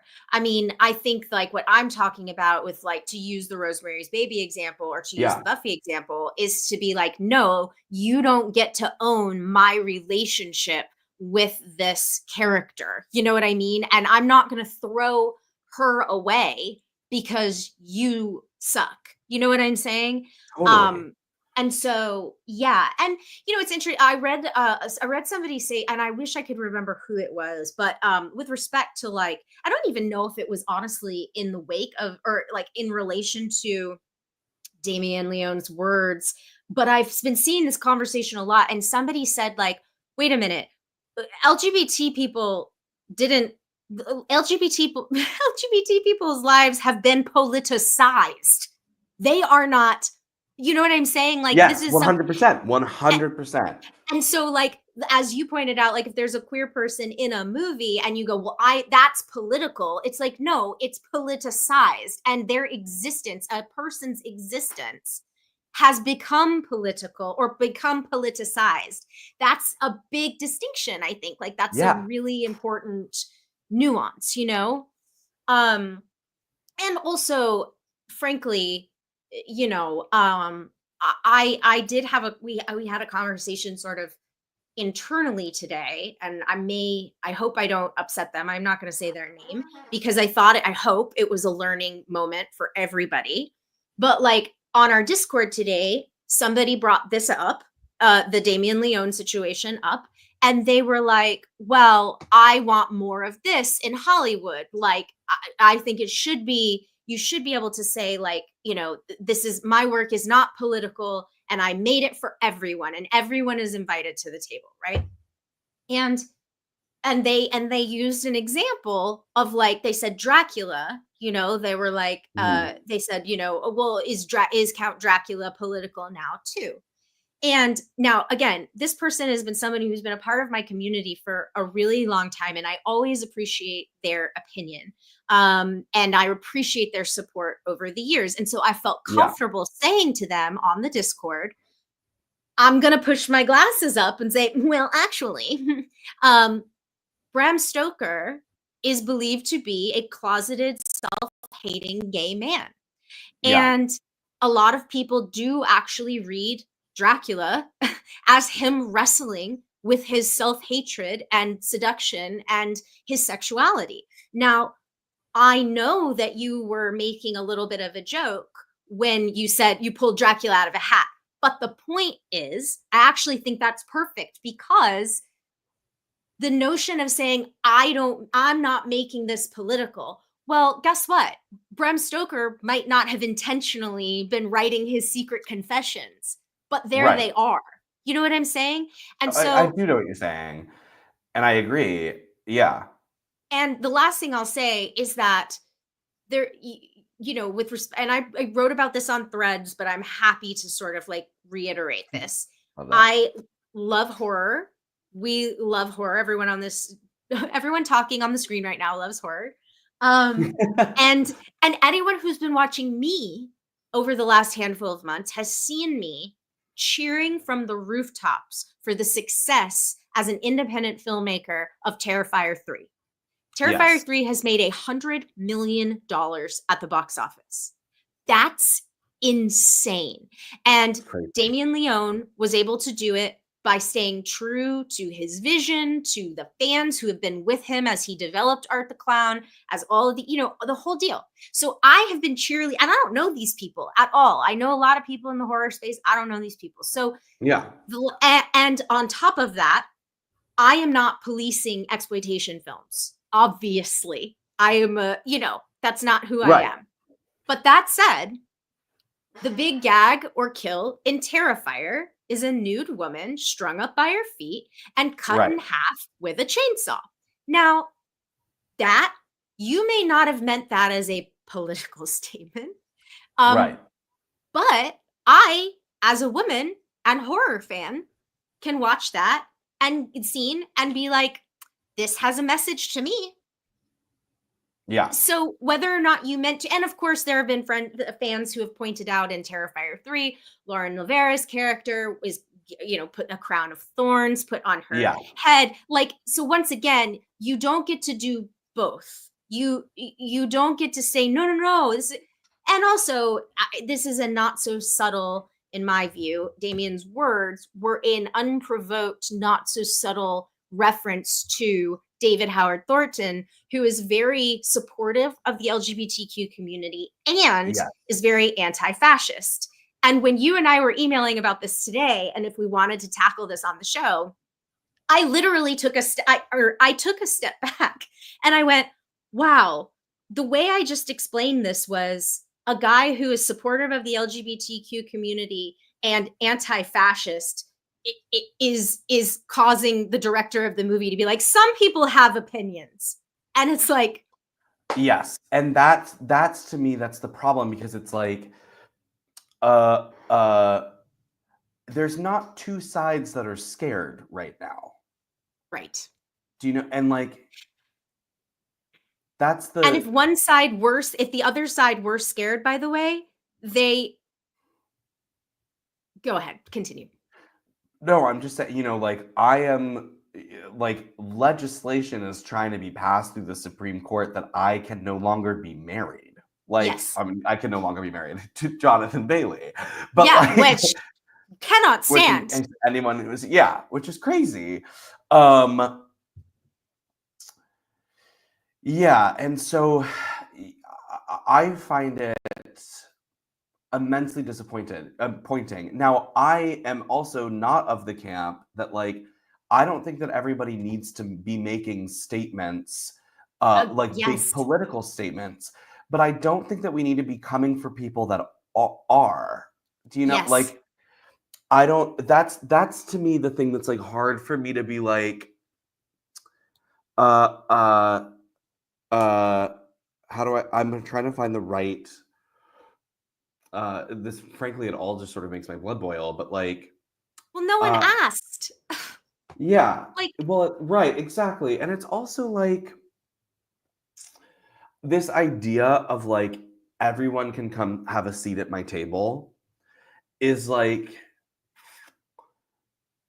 tricky, because I can't have a seat at everybody's table. I'm not Exactly. allowed a seat. So I can't be put in a situation where I'm sitting at the table across from somebody who quite literally doesn't want me to have rights. I just can't. I'm not. It is too scary. It is too dark. And I am.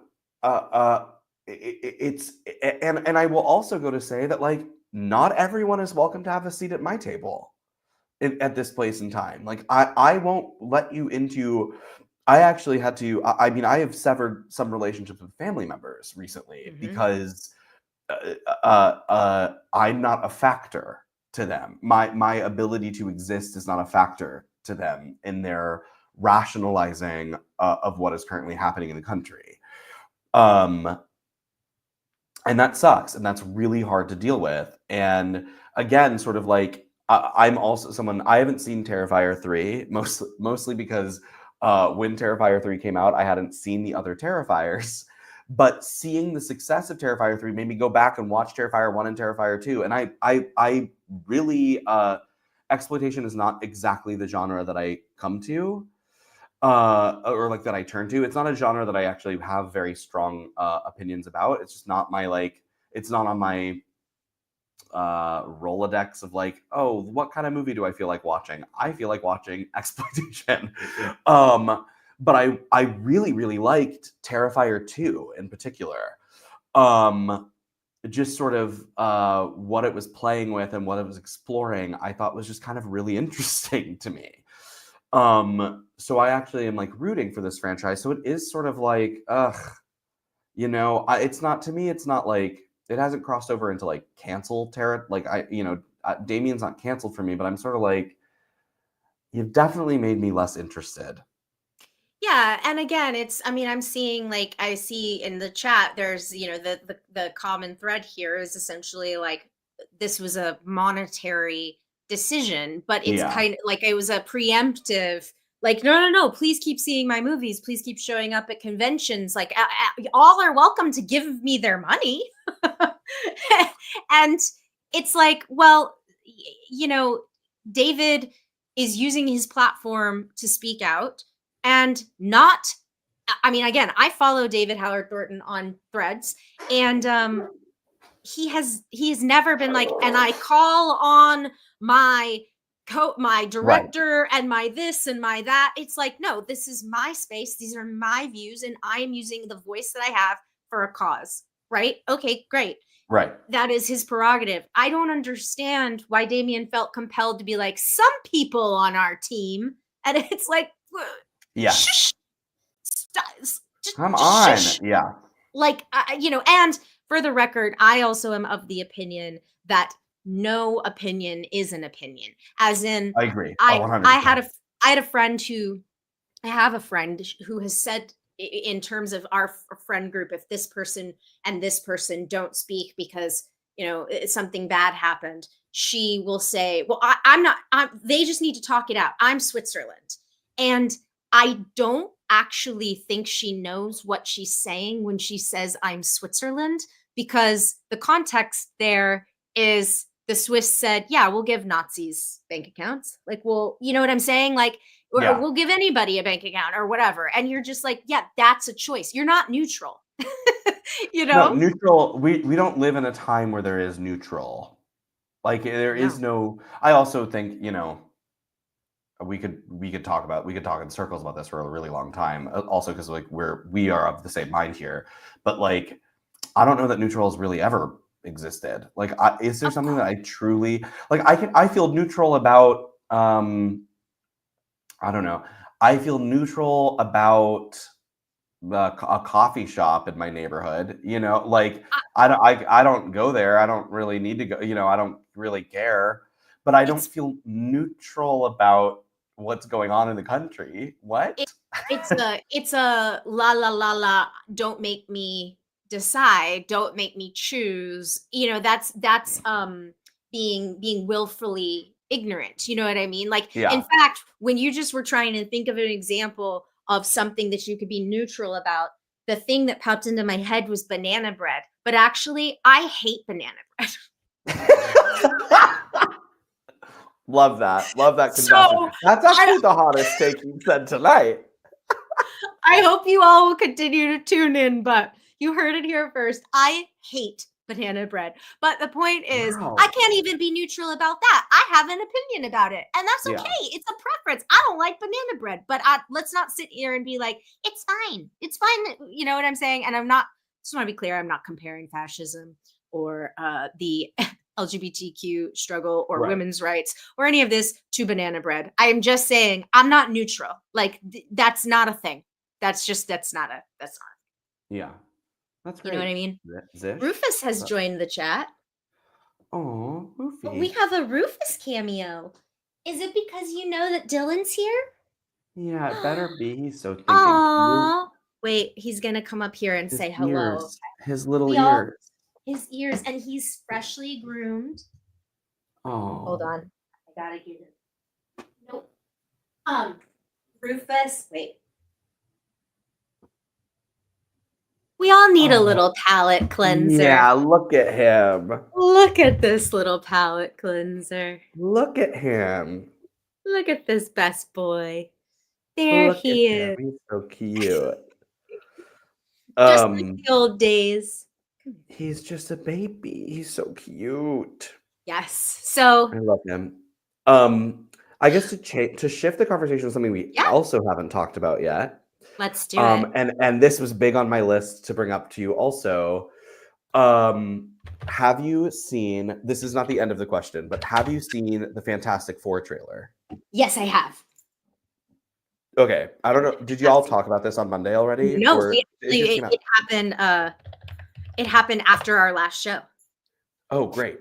And I know you've seen the Superman trailer. Yes, I have. Okay, the thing that makes me excited about both of these movies for the first time is that, and I was talking to my best friend about this earlier today, like saving civilians is back. Mm-hmm. Correct. And like, that is fun. I have talked to so many people who, after the Superman teaser came out, and it was for me the thing, but they brought it up unprompted, where when Superman rushes in to save the child Yeah, 100%. and puts his body in between danger. And that was the part I choked up, actually.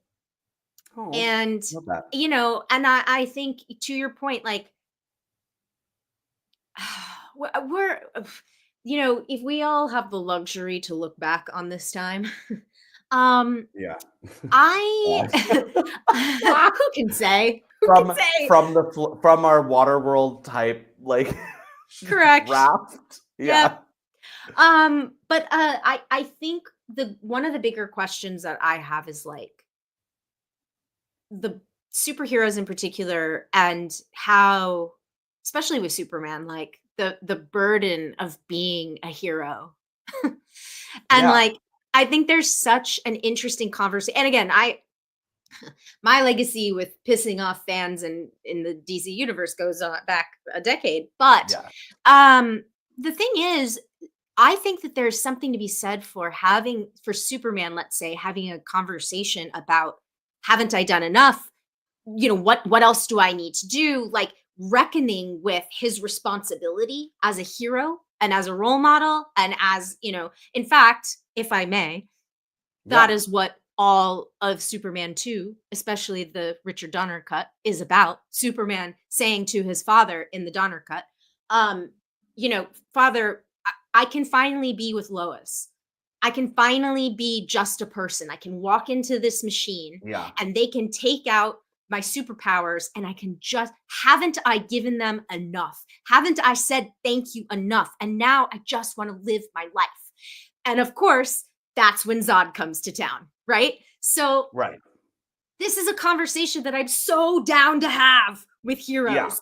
But the burden of, I'm a god, do I have to save them? These people are stupid. They're not. Again, let's have a conversation about, they're not worth saving. I'm 100% happy to have that conversation. But yeah, so sorry. Who knew? No, I agree with that. And if Fantastic Four looks to me like it might be heading in the same direction. It's interesting to me that the trailer is now the most watched non-sequel trailer of a Marvel property Oh, is that right? on YouTube. Yeah, that was announced. That I saw that on Deadline earlier today. Okay. Or like whatever, I mean, like all these articles, they love pushing out like it is the most watched thing in a It was demographic in a Superman. short timeline in the Yeah, first yeah, 10 yeah. minutes, Yeah. whatever. Yeah, But uh uh I find it interesting because I actually found the trailer like doesn't actually show a ton. Agreed. Like we don't even see him stretch, which I think is interesting. And I'm like, oh. But if it goes in that direction of also people saving them, I think it might rectify a problem that I've had kind of since the multiverse stuff started. Actually, before the multiverse started, which is like after the first Avengers movie, and as we started, save for I think honestly, save for the new Spider-Man films, it's felt like every issue is like alien is coming to destroy the planet. And Mhm. so civilians become the greater idea of like the civilians equal Earth. Do you Mhm. know what I mean? In a way that it becomes so generalized. Mhm. I'm kind of like the circumstances are so extraordinary in these ways that I lose any attachment to it exists in a grounded reality. Okay. Yeah. Which is like I don't necessarily have that problem with like Avengers Endgame or whatever because that's Uh-huh. what those movies are like about. But like thinking about like I'm trying to think of like a better example, but it of a recent Marvel film. But maybe it's like something that I maybe struggle with like Secret Wars being Mhm. like the Secret Wars show or these sort of like newer, the later Iron Man movies where it's like, Mhm. oh, all of the Iron Men are coming to kill the world, and I think if the Fantastic Four movie and the Superman movie, I'm like, I actually am not concerned about that movie at all. Mhm. I think that movie's just going to be good. I think that movie's just going to work. I think Yeah. Superman's going to be fun. The Fantastic Four movie, we've just had so many Fantastic Four flops Sure. that I'm like nervous about it generally, even though I like of one of them will remain nameless, but even though of the Fantastic Four, I really like three of the actors.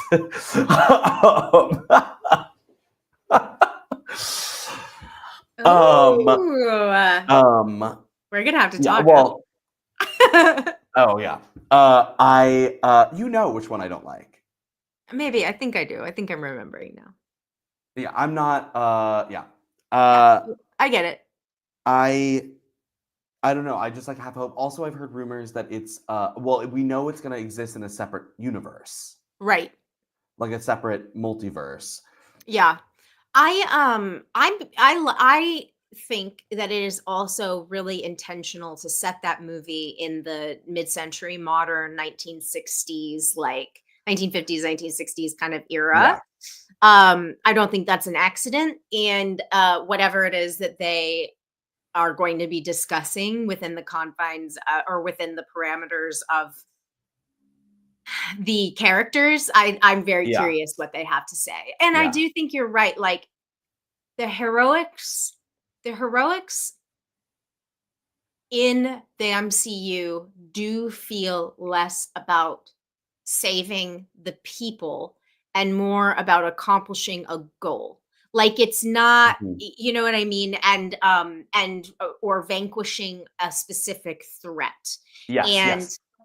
yeah, so I feel you. And it's interesting too because Tony Stark, of course, in Iron Man 2008, like and again, we know the MCU, the Incredible Hulk. We Yeah. know, we know, we know.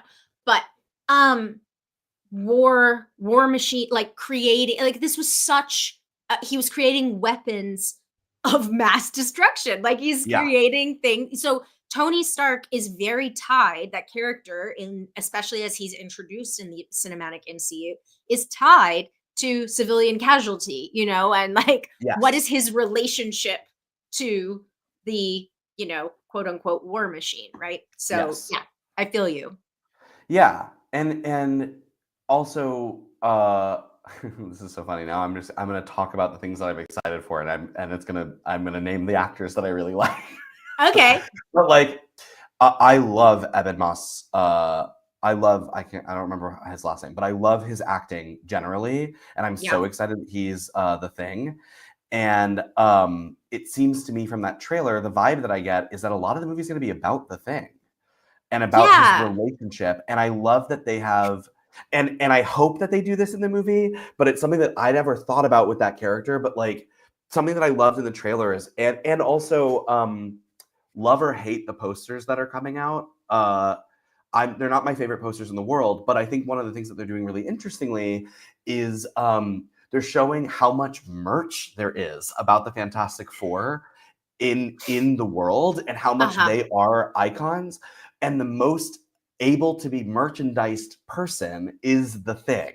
And there's like Thing masks in a lot of it. In the trailer, they're wearing things. And I'm like, I'm interested to see, like, the Thing has always dealt with like it's like always been like a quasi body dysmorphia, who am I sort of story with him, but we've never really dealt with the Thing being like, I'm also a beloved merchandise toy in a way that I hope that they go into that in the movie. That would be my take. So I like hope that's the commodification of somebody who is like, I am ugly and horrible. Yes. And like is wrestling with that, then seeing themselves like branded this way is interesting to me. It's the whole psychology behind the freak show. People will pay, you're a star, people will pay as an attraction to see you, but also they are paying to see you because you are something that terrifies them or makes them you know what I mean? Like it is for sure. And I'm stoked about Pedro Pascal and Vanessa Kirby. But I'm also like, the Silver Surfer is going to be in the movie too, and I'm like, how does that factor in?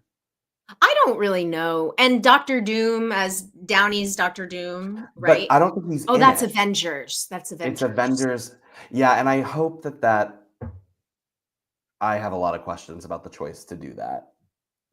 I like it, but it has to be done. I like it because I think there's again, I think it's a psychology for our heroes, the ones that are still around, to see, because I have to imagine that he'll look like Tony to them. And so that to me was immediately where my mind went. Like the people who survived the snap, the people who fought alongside Tony, and then now the greatest villain that they have ever faced looks like Tony Stark. I think that's I like that, and I hope they go with that. I hope it is not literally a multiverse Tony Stark. That's what I hope, is that it's not in another timeline Tony Stark became Doctor Doom. Doctor Doom. But I hope that it's Doctor Doom deliberately fucking with them by making him look that, you know, like, or that it just happens to look like him. Which separately, do you watch White Lotus? Yeah, I do. Can I tell you my huge prediction of what I think is going to happen? Tell me. Okay. This is get tinfoil hat on. Hold on 1 second. Woo! Okay. Did I have anything else to say about the Marvel film? Chat says Gish Gali and Brian Knight say Doctor Doom will be introduced in post credits. They think. Interesting. Of Fantastic Four, which I also. I agree with that. Yeah. I agree with that. Okay, White Lotus. Tinfoil hat secured. Okay. Tinfoil hat secured. It's on. Mike White has said that, you know, season 1 dealt a lot with money. Season 2 dealt a lot with love and like power. And that season 3 is specifically dealing with death and ritual. And Natasha Rothwell is coming back in season 3, which we know. Yes. And he said in an interview, and he was sort of cagey about it. It might be Hokum, yeah. He was sort of cagey about it. Like, and it was early on where he was like looking for Kaylee Lou Richardson, I think is her name, the girl that played Jennifer Coolidge's assistant in the second season. I think that Jennifer Coolidge is going to be in White Lotus season 3. And I think that she's going to be playing a character other than Tanya.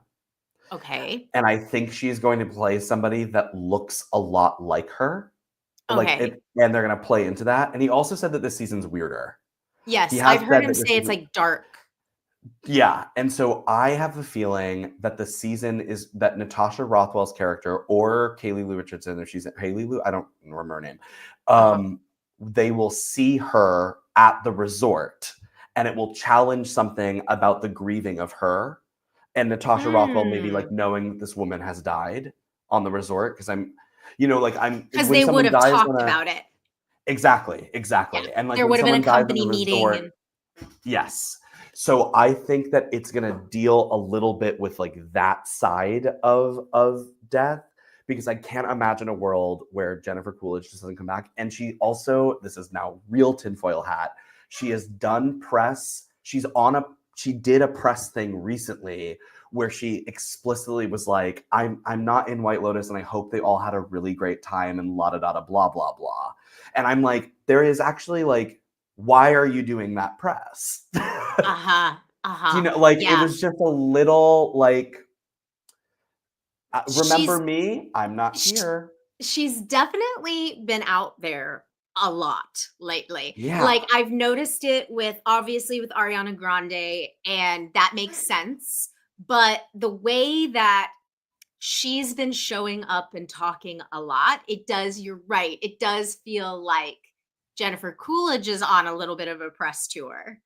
So And yeah. she's in that movie like Riff Raff that's coming out in like a month or so. But like it's not a movie that you do this for.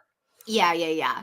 Well, I also feel like I don't think this is that tinfoil hat, to be honest. Thank you. Thank you. I think that it makes a lot of sense that one would that they would incorporate her.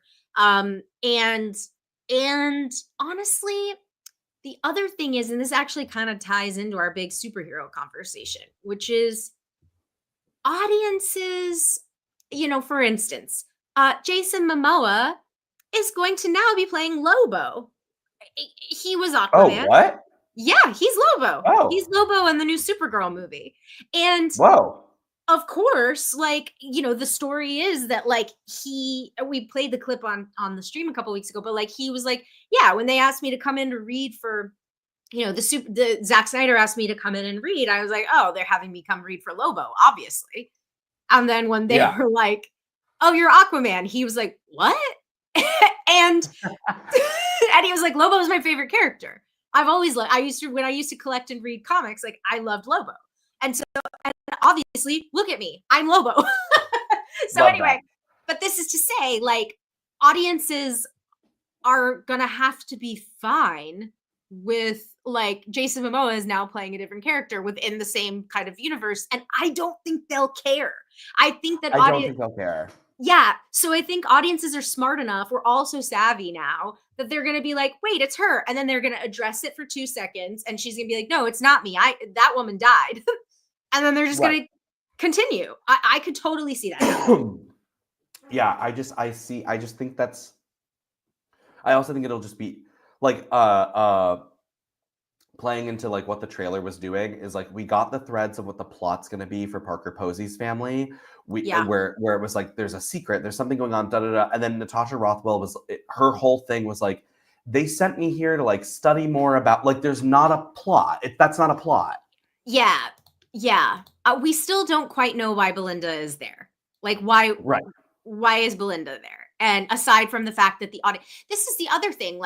I love the audience is clearly in on the conversation because the audience loved Belinda, so they brought her back, and so it's this is in conversation with the creators and the fans. I am really sad. I really wanted. I mean, I'm not holding out hope for this for season 3, but what I want in season 4 is Connie Britton on a girls' trip with her friends. Okay. There was a theory, since we were going to Asia, and of course Connie Britton was talking about how doesn't she speak Mandarin? Isn't that what it is? And she does a lot of business so obviously not the same location. But when it was going to Asia, you know, they were like, oh, is she gonna pop back up? Yeah. And I secretly Yes. wanted that to happen. If season 4 is not a ski lodge, I'm rioting. I will say. Ooh. I want winter. I want White Lotus in the winter. Especially if it's kind of like a murder mystery, another murder Yeah. mystery. Because every season, right, is like a dead body, right? Doesn't it Yeah. start with a It death? always starts with a death, and then you find out in the last episode who died. Right. So I mean, a death at a ski lodge is like, that's fun. Classic. That's fun. Yeah. I like it. Wow. I love it. Well, Dylan, we did it. We did it. Wow, we talked about so much. We did. We covered so many bases. We got serious for a little while. We put on tinfoil hats. We had some laughs. Rufus made a Special cameo guest appearance. star. We did it. No, Thank this you was so for much being fun. my first guest too. Oh my God, honored. Sending the Wolf 2.0. Like, I can't believe it. I'm honored. And so if you would like to tell the chat, and I believe this is the goal here is to release this episode as a podcast. Oh, fun. Cool. Podcast. The interviews will be podcasts, and then Love that. the Just Chatting Water Cooler show is just a live stream. Anyway, would you like to tell everybody where they can find you? Yeah, you can find me on the Instagram. Well, they're all different, so get your pens out. The Instagram is Dylan Guerra, just at Dylan Guerra. The Twitter is at Dylan G Guerra. Because my middle name's Gabriel. And the TikTok is at Dilbert Rains. But that's like a very different side of me. And that's reigns like the reign of a queen.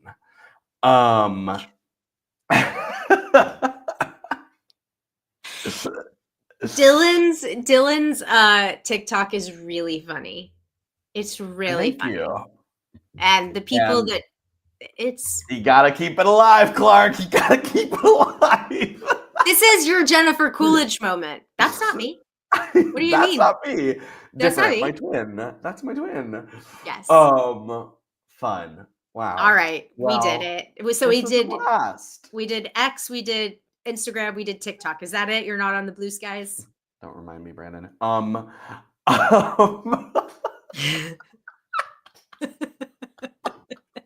I spent like 2 years on our channel being like, this man has gotta die. Nope. No. Not happening. This is some real sweaty Walking Dead jokes we got going on here, but it's true. He made it. Of all the fighters we lost along the way, Father Gabriel made it. Spoiler alert. Yeah. But he made it. Lisai. All right.